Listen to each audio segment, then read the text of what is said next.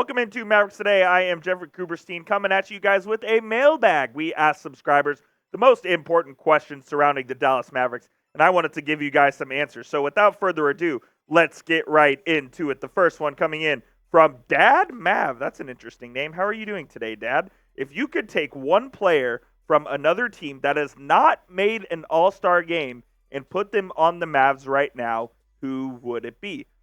That's a very interesting question. So I saw this and I thought about it a little bit, and I have two names.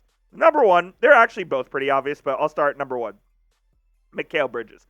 Imagine Mikal Bridges and PJ Washington next to each other, just muddling up the middle of the court. I think that would be absolutely awesome to have. You can interchangeable. They play the 3 and the 4. You don't have to put labels on them. They are positionless players, truly.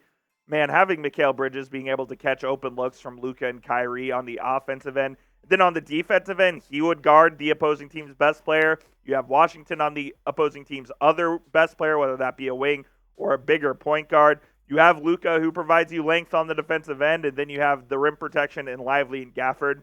Mikal Bridges would be absolutely awesome on this team, man. And in that same vein, I think OG Anunoby would be my other one. Hasn't made an all-star team yet, although he provides similar things to what Bridges does. Just at, I would say, not a worse level, but a slightly elite level as Bridges does. And both of those guys, I think, are going to be multi-time All-Stars here in the future. So those would be the two guys that I would think would help the Mavs the most right away who have not made an All-Star game. But you guys let me know down in the comments, who would you pick to add to this Mavericks roster? Would you want an additional point guard? Would you want a big man? Would you go for a guy like, I don't know, a rookie that the Mavs could develop and put into that starting lineup, and he has huge upside potential? Let me know down in the comments who you would add to the Mavericks roster but the one rule, they could not have made an All-Star game. So that'll be the pinned comment on today's show. When you get hit with the YouTube ad break, scroll on down and get your votes in. Who would you add to the Dallas Mavericks roster?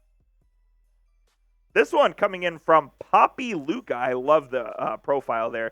The Luca Booker memes, they never get old. Give me one reason the Mavericks will win the NBA title, and give me one reason they won't. The one reason they will win the NBA title is because they have 77 on their roster. And I believe wholeheartedly that he is the best player in the NBA right now. And we've seen him go off in playoffs like basically no one has in this league right now. He is the best playoff performer. They obviously didn't make it last season, and it was a massive disappointment. But if you have Luka on your roster, man, how can you bet against him? I don't know. He's the best playoff performer in the league for me. We'll see what happens. The Mavs are obviously going to have a difficult matchup in the first round of the postseason. They likely will not have home court advantage, but they will have the best player on the court at all times in Luka Doncic. Why they won't win the NBA title, I'll tell you in just a moment. But first, had to shout out today's sponsor, and that is Prize Picks. Absolutely love Prize Picks. It's the best way to play daily fantasy sports. Football season is over, but basketball season is in full swing. So get started today with Prize Picks. It's super easy to play. All you have to do is pick 2 to 6 players. You get your projections in and watch the money come in. You can pick NBA. You can pick college basketball. You can pick MLB. You can pick UFC. They have all different kinds of projections you can choose. And here are just a few reasons why I love Prize Picks. It's daily fantasy sports made easy, and it is the largest DFS app in North America. They have daily specials and discounts like their Demons and Goblins, where you can pick either easier projections or harder projections to hit, and you can get more or less money based on what you pick there. Up to a $100 deposit match when you use code CLNS after you go to prizepicks.com/CLNS. They'll match you up to $100. So if you put $100 in, you'll have $200 to play with. NBA, NFL, NHL, MLB, UFC, even esports as well. You can do it all with Prize Picks. Absolutely love it. Get going with Prize Picks today. Go to prizepicks.com/CLNS and use code CLNS for a first deposit match up to $100. Because we love and we care about you, of course, we'll put that in the comments in the description of today's show. It's Prize Picks, daily fantasy sports made easy. So I told you why the Mavericks will win the NBA title. The reason they won't win the NBA title is because I don't think that they have enough from Lively and Daniel Gafford yet. We've seen over the past 10 to 15 games, since the Mavs, frankly, made the trade for Gafford and Lively's been back healthy, Maxi Kleber is still the one that's closing games, guys. Like, if the Mavs play, let's say, Denver in the second round, I don't know if you're playing a guy like Daniel Gafford 30 minutes a night because Jokic is going to stretch you out to the perimeter, and you'll have to put a more athletic guy on him. And I think that Gafford and Lively, while they're great players and they provide the Mavs exactly what they need to run their offense, I think defensively they will end up struggling there with the big man spot, just because I don't think they have the ability to keep up with teams who play five out. The Mavs played the Boston Celtics on Friday night, and we kind of saw some of those problems, those matchup problems that presented themselves. So I don't know. I think that would be my biggest concern is going into the playoffs. I'm not sure how the post defense will hold up, frankly, and I guess we'll end up finding out here pretty quickly over the next 6 weeks or so. We have a couple more questions, but be sure to subscribe for all of the latest Mavericks content. We have news, we have rumors, we have analysis, and it's all 100% free. So if you're a real Mavs fan, be sure to hit that subscribe button. Me and myself, Harrison Graham, we're bringing all the latest Mavs content to you guys, so we appreciate it. And if you have stuck with us and you're already subscribed, go ahead and type me down in the comments so I know you're a real one and have been with us.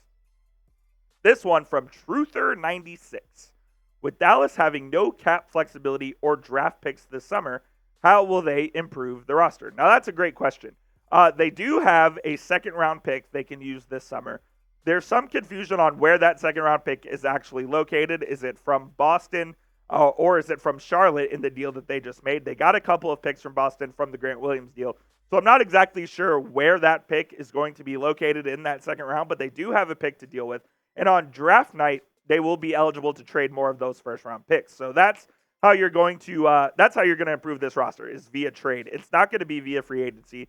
Now, I'll say this. The Mavericks do have the mid-level exception that they will be able to use this summer on a player. I believe that will be somewhere around $12 million or so. So they'll be able to use that as well to improve this roster. But as far as like major upgrades go, I don't see a Daniel Gafford. I don't see a PJ Washington type move happening. I think it'll be moves kind of on the margins because I think the Mavericks core is set for the next couple of seasons. It's Luka, it's Kyrie, it's Lively, and it's Washington. That's your core four. You have some assets to play with in Tim Hardaway Jr. I think Max Prosper will come into the fold. I think the Mavericks love what Max is going to bring them in the future. So I think that's kind of where your roster construction comes in, is you're going to develop Max and hope he becomes a legitimate rotation player on a rookie contract, and then you're going to try to find bargain deals that you can exploit with Tim Hardaway Jr.'s contract, maybe even Maxi Kleber's contract as well, who's sitting there at $11 million. So they have some options, but the vast majority of those options are going to come via trade as opposed to via free agency, where the Mavericks really haven't been that active in the last, 15 to 20 years anyways. Will the Mavericks win the 2024 NBA title? Type Y for yes, type N for no down in the comments. Let me know what you guys think. I go back and forth on this every day. I think they actually have a legitimate chance to win this title, given they have Luka and Kyrie on the roster, two of the best player performers that we've seen over the last 20 years in the NBA. I have faith in this team, man. I think this team can go really far. I do think there are some flaws, but at the end of the day, every team has flaws, and I think the Mavs have the ability to mask those flaws because they have who I believe is the best player in the world right now. That'll be it for today's show. Thank you guys so much for tuning in. This is Mavericks Today. Harrison will be back next week, and we'll keep you guys up to date with all the latest Mavericks news and rumors. So be sure to subscribe. And like I said, if you haven't already, like the video, and we'll see you guys soon with another episode of Mavericks Today. Thanks for tuning in.